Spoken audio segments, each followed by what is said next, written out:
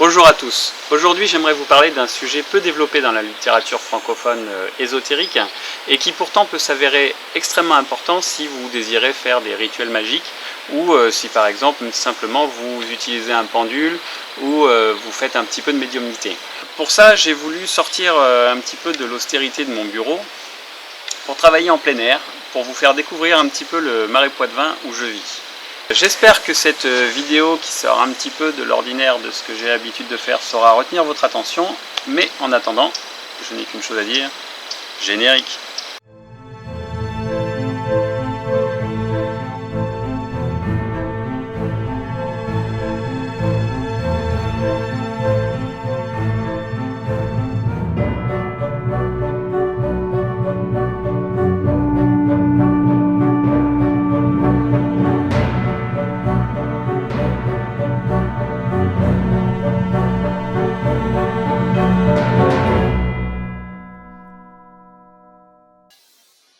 Le sujet qui va nous occuper aujourd'hui est celui de la rémanence, appliquée à l'énergétique et à la magie.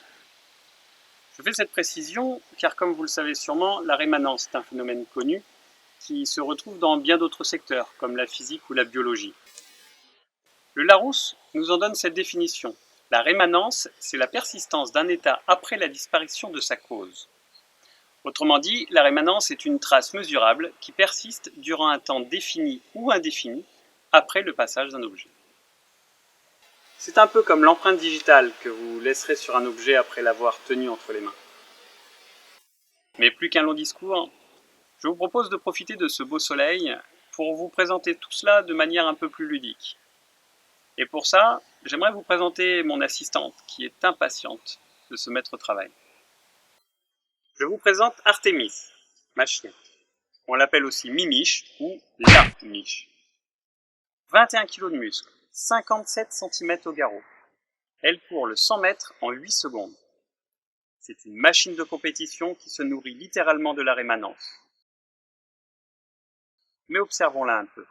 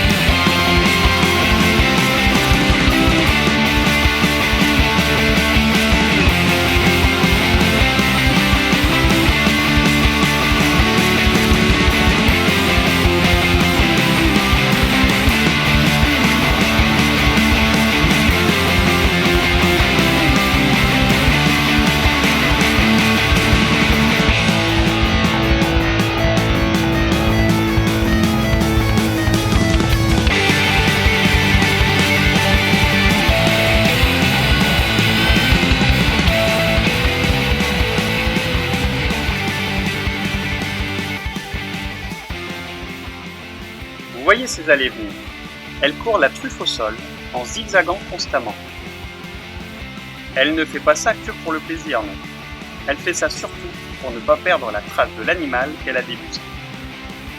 Elle le suit de cette façon, en s'imprégnant de la rémanence de son odeur qui persiste là où il est passé, et que son flair exceptionnel, 10 000 fois plus performant que celui d'un humain, peut percevoir. En suivant son odeur, c'est l'animal qu'elle suit, reproduisant son trajet exact comme s'il était au bout de sa vie.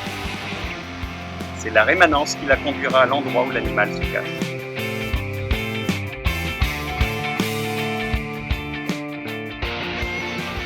Et tous les animaux qui vivent dans ces marais, des faisans aux chevreuils, possèdent leur propre odeur et laissent donc sur le sol leur propre piste, leur propre rémanence. La miche est capable avec son flair de dissocier un animal d'un autre, de trier au milieu d'une infinité de pistes celle qu'elle a choisi de suivre. Elle pourra donc, en fonction de ses affinités, pister un animal et pas un autre, quitte à passer à côté d'un faisan par exemple, sans même le voir. Ne vous moquez pas, car ce qui est valable pour la miche l'est peut-être aussi pour vous dans un autre contexte.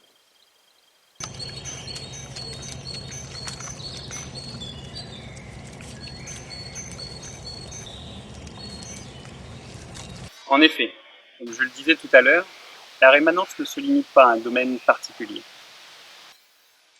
C'est l'empreinte digitale dont j'ai déjà parlé, ce sont les odeurs que captent les chiens, et ce peut être aussi une douleur persistante après vous être fait piquer par une aiguille. On utilise également la rémanence en chimie pour provoquer après traitement la persistance de l'effet d'un produit. Mais me direz-vous, quel est le rapport avec l'énergétique ou la magie? Eh bien la rémanence, on la retrouve aussi sous la forme d'une trace, d'une empreinte énergétique que l'on va laisser après notre passage sur un lieu ou sur un objet. Vous et moi, inconsciemment, laissons une trace énergétique partout où nous passons. Et plus nous y aurons laissé une émotion intense, peur, joie, colère, dégoût, tristesse, plus l'empreinte énergétique sera importante. Et c'est d'ailleurs souvent cette empreinte énergétique qu'un radiesthésiste détectera en priorité sur son plan. Parfois même, l'empreinte énergétique est si forte qu'elle camouflera le lieu réel où se trouve la personne que l'on recherche. Pour bien que vous compreniez, je vous propose de prendre un exemple un peu dur, mais qui, j'en suis sûr, vous parlera. Imaginons qu'un enfant se fasse enlever. La police mène son enquête, mais les parents, en désespoir de cause, font également appel à un radiesthésiste réputé de leur région. Ce dernier se met immédiatement au travail et, armé de son pendule et de son plan, trace le parcours du kidnappeur de la même façon que la miche traçait sa proie tout à l'heure. Il a souvent bien conscience de cet effet de rémanence et va donc se concentrer sur la trace la plus forte, celle sur laquelle son pendule réagira le plus. Au bout de quelques minutes de recherche sur plan, le radiesthésiste est catégorique. L'enfant disparu se trouve sur ce point précis. On avertit la police. Tout le monde se dirige le plus rapidement sur place, et là, rien. Pas un vêtement, pas une trace de l'enfant. Les herbes sont un peu couchées, mais rien de significatif. Les secours entreront bredouilles. Pourtant, le radiesthésiste était sûr de lui. À aucun autre endroit, le pendule n'aura été aussi actif. Alors, que s'est-il passé? Revenons à notre enlèvement. Notre kidnappeur a attiré l'enfant avec des bonbons ou la promesse de l'emmener voir ses parents. Insouciant, l'enfant suit le malfaiteur et ne se pose pas plus de questions. L'alerte est donnée, le kidnappeur se sait poursuivi. Il se cache un moment pour réfléchir, mais l'enfant à son tour, percevant l'inquiétude dans l'esprit du kidnappeur, se met lui aussi à réfléchir. Quelque chose ne va pas, il prend peur, il pleure. Le malfrat le frappe pour le faire taire, ce qui envenime encore la peur de l'enfant. L'émotion est à son comble, et l'empreinte énergétique générée marque profondément le lieu où l'action se produit. Le kidnappeur décide alors d'endormir l'enfant avec de l'éther, par exemple, puis le charge sur son épaule et s'enfuit.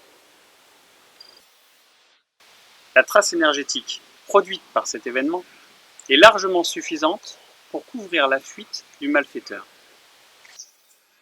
Tant que l'enfant dormira, sa trace énergétique sera infime, et le radiesthésiste, interrogeant son pendule, ne fera que revenir toujours au même endroit. Pourtant, avec un peu de concentration et en mettant de côté son empathie, le radiesthésiste aurait pu voir que, après que l'enfant se soit endormi, une trace infime continue sa route, au-delà du lieu sur lequel il s'est arrêté. Ainsi, il aurait dû prolonger ses recherches au-delà de ses perceptions premières, quitte à revenir en arrière pour retrouver la première trace envisagée. Comme vous le voyez par cet exemple, nos sens énergétiques peuvent être trompés par une empreinte énergétique plus vive que la trace laissée derrière nous naturellement. Et cela n'existe pas seulement en radiesthésie. Le médium, recherchant l'enfant de mon exemple, aura la même difficulté, car il se focalisera sur l'empreinte énergétique laissée par la peur de l'enfant. Le besoin de résultat et l'empathie vis-à-vis des parents rajouteront encore des difficultés à la recherche. Le mental, voulant prendre le dessus, court-circuitera alors le ressenti énergétique et lui fera commettre des erreurs. On retrouve aussi le problème de la rémanence en thérapie énergétique, lorsqu'une douleur spécifique ne correspond à aucun symptôme de maladie ou de choc. Par exemple, un patient va voir son thérapeute pour une douleur chronique. Le thérapeute, en fonction de ses spécialisations, pourra lui faire un bilan énergétique, par exemple, pour ne détecter aucun problème particulier. D'ailleurs, le client ayant une hygiène énergétique régulière, la douleur reste totalement invraisemblable. Mais en creusant un peu, c'est dans le psychisme du patient que l'on retrouvera l'origine de cette douleur. En effet, le corps ne présentera aucun problème particulier, mais il aura gardé la mémoire d'un choc, d'un traumatisme ayant marqué émotionnellement le patient et que le corps aura interprété par une douleur qu'il rejouera de manière chronique. Une rémanence chronique donc d'un traumatisme passé. Souvent dans ce genre de cas, l'hypnose pourra avoir d'excellents résultats.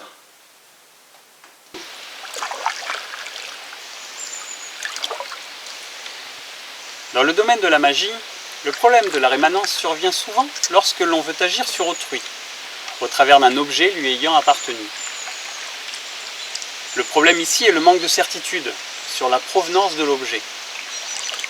Dans l'idéal, ce dernier doit avoir été acheté neuf par la personne concernée et ne pas porter l'empreinte énergétique d'une émotion ressentie avec une autre personne. Deux exemples pour illustrer mon propos. Le premier concernerait l'utilisation d'un objet emprunté au sujet, mais qui, sans que nous le sachions, aurait appartenu à une autre personne. Autrement dit, un cadeau reçu par notre sujet d'une autre personne pour un événement exceptionnel par amitié ou par amour. Cet objet aurait donc non seulement l'empreinte énergétique de notre sujet, mais aussi de la personne à qui il a appartenu précédemment. Dans ce cas, un rituel effectué sur cet objet toucherait non seulement notre sujet, mais également l'autre personne à qui a appartenu l'objet. La seconde concernerait l'utilisation par l'opérateur d'un outil sans rapport avec notre sujet, mais portant en lui-même une charge émotionnelle suffisante pour interagir avec notre objectif. Par exemple, si j'utilise un stylo plume pour dessiner des talismans et que le dit stylo m'a été offert par une ex-petite amie avec qui j'aurais vécu une aventure passionnée. Dans ce cas, la charge émotionnelle contenue sur le stylo risquerait d'interagir avec mes opérations magiques et toucherait l'ex-petite amie.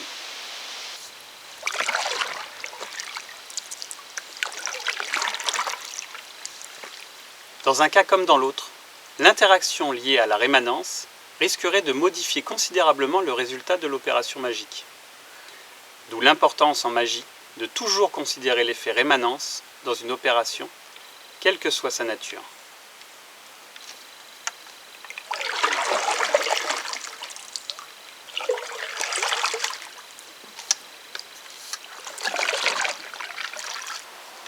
Un autre domaine lié aux énergies et dans lequel on va retrouver également le problème de la rémanence est la parapsychologie. Ici, la rémanence sera le plus souvent liée à un événement tragique qui aura généré une émotion tellement vive qu'une véritable empreinte énergétique aura imprégné le lieu, les murs, et restera accrochée ainsi pendant des années, voire des siècles. Plus le traumatisme est grand, plus l'empreinte sera profondément ancrée sur le lieu. La plupart des phénomènes de hantise, ou considérés comme tels, viennent de là. On y voit le plus souvent un fantôme qui va reproduire une scène indéfiniment. Le médium percevra la scène et conclura souvent à une entité résidant sur le lieu. En réalité, il n'y aura pas ici d'entité au sens commun du mot, c'est-à-dire d'esprit conscient et agissant. Seulement une empreinte énergétique restée scotchée au mur. Comme un vieux film déroulant sa bande en continu. Les personnes résidant dans le lieu n'auront donc rien à craindre, si ce n'est des bruits bizarres ou une scène se répétant à l'infini. L'empreinte énergétique peut être dissoute par un rituel de dégagement par exemple, mais il faut savoir que plus l'empreinte est ancienne, et plus le travail nécessaire sera important. Un peu comme si d'année en année, l'empreinte s'enfonçait profondément dans le sol, et qu'il en sera d'autant plus difficile de l'en déloger. Comme nous venons de le voir, le phénomène de la rémanence est essentiel à prendre en considération dans tout travail énergétique, qu'il soit thérapeutique, radiesthésique, magique ou parapsychologique.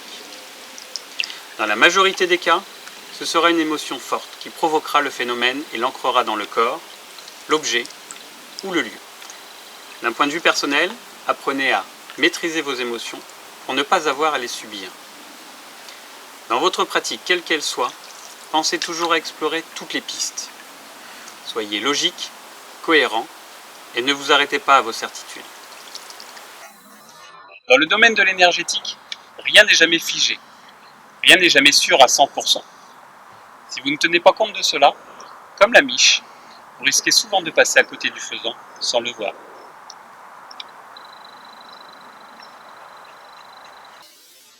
J'espère que vous avez apprécié cette petite vidéo. Je suis désolé du temps qu'il m'a fallu pour en faire une nouvelle. Je sais que beaucoup parmi vous attendaient avec impatience que je reposte. Il faut savoir que je ne suis pas un as de la technique et j'ai beaucoup d'idées. De nouvelles vidéos, mais j'ai pas du tout les compétences techniques pour pouvoir les réaliser. Donc voilà, déjà cette vidéo-là m'a pris plusieurs semaines de travail pour pouvoir la finaliser. J'espère que le résultat n'est pas trop mauvais et il saura vous satisfaire. Mais je vais essayer par la suite d'en faire un petit peu plus régulièrement, mais je ne peux pas vous promettre du tout de fréquence particulière, puisque voilà, j'ai beaucoup de travail, beaucoup de projets en cours. Et donc, je suis obligé de faire des priorités, de mettre en place des priorités. Dans tous les cas, si cette vidéo vous a plu, n'hésitez pas à vous abonner à ma chaîne, n'hésitez pas à la partager, à la commenter, à mettre un petit pouce vers le haut. Ça fait toujours plaisir et moi, ça me permet de me dire que voilà, il y a des gens qui apprécient mon travail. Je vous rappelle également que vous pouvez trouver toutes mes activités sur mon site internet www.paracels-remedies.fr.